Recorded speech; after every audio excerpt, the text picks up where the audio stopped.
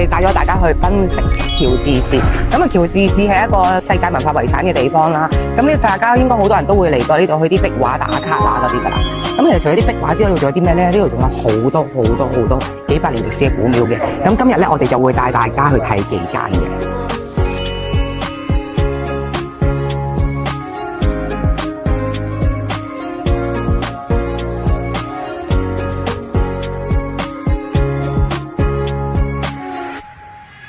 Hello， 今次咧我就同大家介紹呢一間叫福德寺。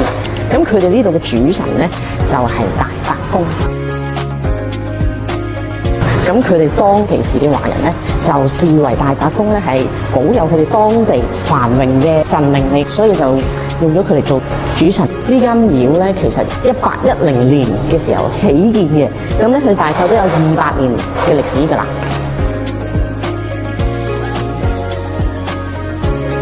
宮廷嘅後方咧，你就會見到呢位就係財神爺。正中間嗰位就係關帝。咁你見到側邊好多雕刻，其實係全部都係人手雕刻出嚟嘅。經過2次嘅維修，而我記得有一次嘅維修時間咧係用咗5年嘅，5年先可以保留翻呢間廟嘅文化歷史所有嘢。所以你見到佢哋啲雕刻係好精緻、好靚。咁下面啦，你會見到咧，中間就係土地公公，右手邊就係呢間廟好多人嚟拜拜嘅花姑。咁另外呢邊就係拿督公，再過少少呢邊咧就會見到阿爺伯啦。另外呢邊就會見到虎爺。好啦，而家咧阿姑就去拜拜花姑。咁其實花姑佢係掌管人緣啦。貴人主力係呢2個嘅，同埋花姑咧，佢係本身係花嘅化身嚟嘅，所以善信啦都係唔可以攞真嘅花去拜祭佢嘅，只可以用折嘅花去拜祭佢。咁同埋求花姑嘅貴人啊姻緣咧，其實個拜法係好簡單嘅啫。咁首先就買咗一份花姑嘅嘢啦，跟住之後佢就會有支花露水啊、海棠粉啊，同埋手接蓮花嚟嘅。咁咧喺蓮花嘅底部，首先你寫上自己嘅姓名啦、農曆生日啦、年齡啦、生肖，咁然之後將你心願講俾花姑知。咁好啦，講晒你嘅心願之後咧，放低咗你嗰份嘢之後，同阿花姑交換翻，攞翻一支花露水同海棠粉，你攞翻屋企啦。咁你得閒嘅時候咧，其實可以噴下用下都 OK 嘅。咁海棠粉係咩嚟嘅咧？就係古時啲女士咧係攞嚟化妝嘅胭脂啊、底粉嗰啲嚟嘅。點解會咁有名咧？就係因為當其時咧有位女士去揾阿花姑去求姻緣。好神奇嘅事，佢做完呢個步驟之後，過咗其實我諗1個禮拜到啦，佢就真係出現咗嗰個姻緣啦。所以點解咁多人慕名而嚟就係咁解啦。好啦，我哋去咗頭先花嗰個位置啦，我哋轉過嚟咧就見到哇，周邊咁多看似好普通嘅花，其實唔係，好得意嘅。佢哋咧呢間廟咧，自從請咗花姑過嚟之後咧，佢哋啲花咧定時定候咧就會出咗啲唔同品種嘅花，同埋佢哋以前歷史咧，原來花姑咧，因為佢係花嘅化身啊嘛，咁所以咧佢係每個月都有代表嗰個月份嘅花。所以係幾得意嘅。有啲人咧就講你生日嘅時候最好先嚟拜拜姻緣或者係貴人。點解咧？因為當其時亦都好多善信咧，即係生日時候拜完咧，佢哋覺得係特別靈嘅。如果大家真係有時間嚟到馬來西亞檳城呢一頭，有興趣真係要過嚟求一求姻緣啊、貴人啊。大家好，咁呢一站呢，我哋就帶大家嚟到全檳城最古老嘅一間環字廟，咁佢叫做觀音廟。咁呢一間廟呢，建於1800年，咁其實佢哋而家應該差唔多都200幾年嘅歷史噶啦。咁我哋可以睇下屋頂上邊嘅設計。雖然呢間廟係咁多年歷史，但係你睇到其實佢哋流傳落嚟嘅嘢，其實到而家呢都係咁新淨。咁當然啦，佢哋其實都經過咗2次嘅大維修嘅。呢個呢係公司。咁公司咧下邊咧就攞住個球嘅，咁另外到呢邊，右邊呢邊咧就係舞獅，咁佢咧下邊咧就係一個仔嚟嘅。咁咧香咧我哋係可以免費攞嘅，咁但係當然啦，大家最好就隨心捐獻啦。好啦，咁我哋而家咧就入到嚟大啲，呢啲全部都係一啲好古老8年嘅木。呢度真係其實好多人嚟參拜，因為始終真係咁多年歷史嘅廟。嗰嗰陣時成日都有人講話呢間廟冇乜人嚟，但係其實唔係咯。我今次嚟到就發覺，係真係好香火鼎盛。咁另外牆上面亦都有4大金剛啦。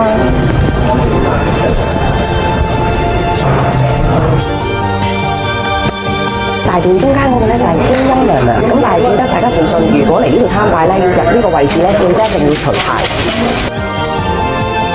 咁我哋嚟到後殿，正中間係觀音娘娘啦。咁另外右手邊就係文昌嚟。如果你哋想小朋友讀書好嘅話，可以去嚟呢度拜文昌，有孔子、文昌嘅呂洞賓啊。咁如果你想生小朋友呢，你可以過嚟另一邊，呢一邊呢就係金花夫人註生娘娘嘅神靈喺度。咁如果你哋想求生育嘅話，可以嚟呢度拜拜。好啦，今次咧我就同大家介紹呢一位神明。咁呢個神明係邊個呢？道教同佛教都有個護法神，道教護法神其中一個咧就係黃天君。咁佛教嘅護法神咧就係迦南菩薩，即係我哋成日見到嘅關聖帝君。咁另一位咧就係呢一位啦，韋馱菩薩。大家見唔見到下邊就係白虎爺？佢哋3個都係8年嘅白虎爺嚟嘅。咁好多時咧，其實呢一度廟咧有一個傳統嘅習俗，其實咧你哋可以每一日都可以嚟廟呢一度打小人。咁但係當然啦，3月5號嘅驚蟄呢一日咧，就係更加多人嚟呢一度排隊打小人。好啦，大家有冇睇到屋頂？好靚啦！咁但係其實你冇睇到咧，其實佢哋啲龍咧全部都係向住個天上邊。咁中間嗰粒摩尼寶珠，見唔見到中間藍色嗰粒？咁其實傳說有講過咧，就話因為呢一個觀音廟咧，正對咗一條馬路，咁就係喺風水嚟講咧，就係一個路煞啦。咁就係全靠屋頂上邊嘅一啲佛菩薩去阻擋呢個路煞，而亦都係因為咁咧，亦都恭迎佛菩薩可以由呢條馬路過嚟呢一間廟嗰度。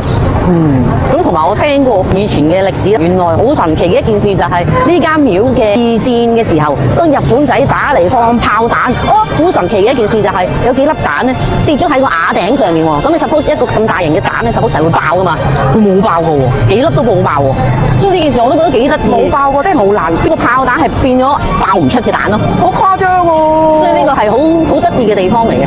你哋應該嚟睇下啦，200幾年歷史嘅古廟啊，好值得嚟，同埋係好香火鼎盛，有求必應啊！溫馨提示啦，呢度咧好多遊客嘅，咁當然會有啲人咧係會問你攞錢嘅，咁大家就醒啦，自己執生啦，就唔好俾嗰啲街坊啦。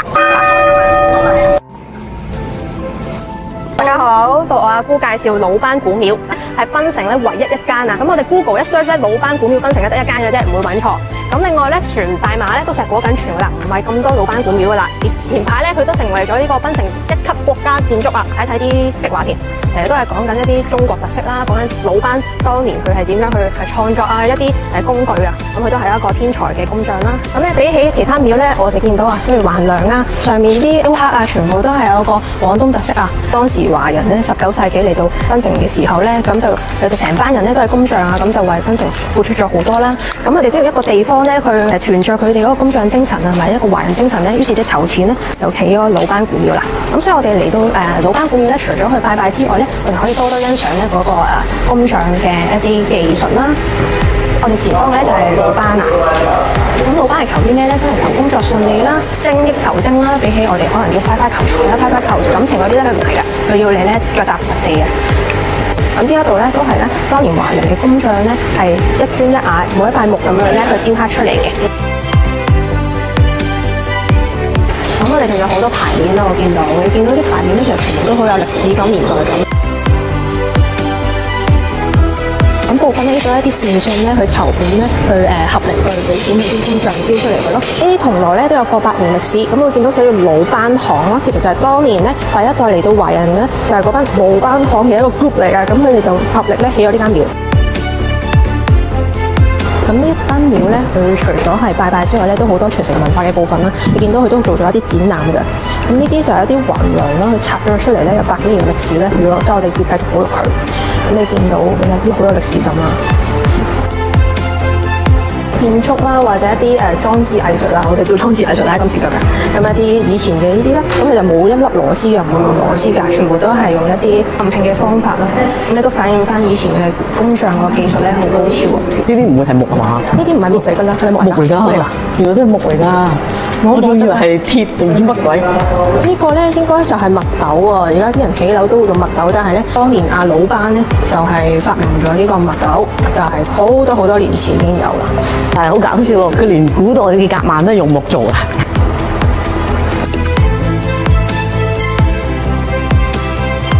外層都係木嚟嘅喎，咁佢裏面係咩啊？都係木啊？我覺得唔會潮濕，即係木嚟咩？啊木啊！因為唔係話咧，我哋所有呢度嘅建築都冇用螺絲㗎。點解要用螺絲咧？就係偉大嘅工匠發明咗呢個暗榫明榫咯。你見佢全部咧都係冇用螺絲度，咁後來佢哋唔好問我點樣整啦，我就唔識。但我想話擺翻入去都呢啲咪嗰啲 I Q 題？係咯，考智慧嘅喎。係啦，擺翻入去都係一個問題喎。係啊，影翻幾個，然之後出翻個玩具咁樣。我真係擺唔翻入去喎。所以頭先嗰個夾萬係咪用呢啲啊？哇，好勁啊！如果嗰陣時嘅人係冇釘冇成嘅話，佢咁樣其實一粒一突咁樣合係啊，入去喎。就係用呢個方法嘅咋，記得咁樣。係咁啊，有冇樹咧？就唔喐嘅喎。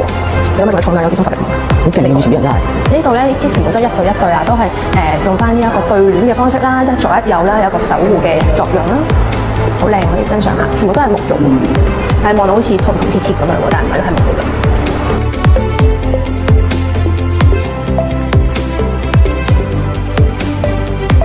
好啦，我哋又介紹另外一間廟啦。咁呢一間叫做青龍宮。咁佢個主神係保生大帝。保生大帝係咩人嚟嘅咧？其實佢係一個北宋嘅一個名醫嚟嘅。咁啊，通常拜保生大帝就係祈求身體健康平安啦。咁呢間廟有咩特別咧？佢最特別就係佢可以求籤問診嘅。問完診之後咧，仲會可以開中藥俾你嘅喎。嗱，呢個求籤醫病咧，佢係有分幾個科嘅。咁你根據翻你個科，攞翻個籤筒嚟求。咁有大人內科啊、外科啊、小兒科啊同埋眼科都有。咁佢嗰啲藥籤其實邊度嚟嘅咧？全部都係喺福建保生大帝嘅祖廟度攞過嚟嘅。咁你求完籤之後，一陣間就會可以去藥房度配藥啦。你去揾到完自己嘅名之後咧，就可以攞3支香落嚟喺個香爐度，就擺個手度拜拜嘅。用咁樣嘅方式嚟到把脈嘅，咁把完一邊要把脈，把埋另外嗰邊嘅，係拜拜啦。咁廟度嘅人咧就會話俾你聽，把完啦，你把完脈啦，咁你就將個香插翻上個香爐度，然之後咧你就要攞個聖杯去擲聖杯嘅。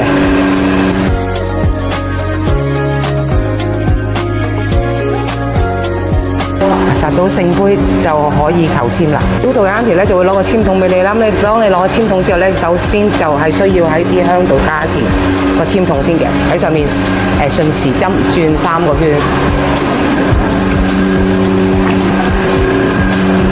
然之後你就可以開始求籤噶啦。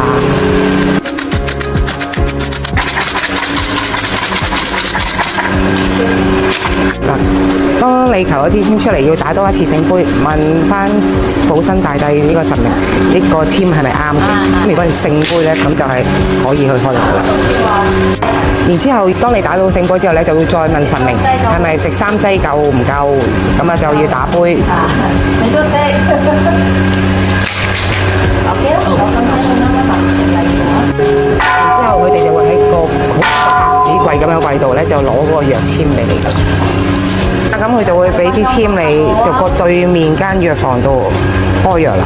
嗱，咁你搞掂晒攞咗個藥籤啦，咁其實咧你就可以要出翻間廟，去另一個地方嗰間藥房去配嗰啲中藥嘅。咁但係嗰間藥房咧，其實大約喺呢間廟行過去要8分鐘左右。嗰間藥房其實幫呢間青龍宮配藥好多代嘅，而家已經係第3代啦。咁係由阿公開始嘅。咁佢哋就一路都會幫人配咗啲藥啦，咁就對我哋嚟講實在太遠啦，因為我哋用腳行，所以冇辦法去影埋間藥房俾大家睇啦。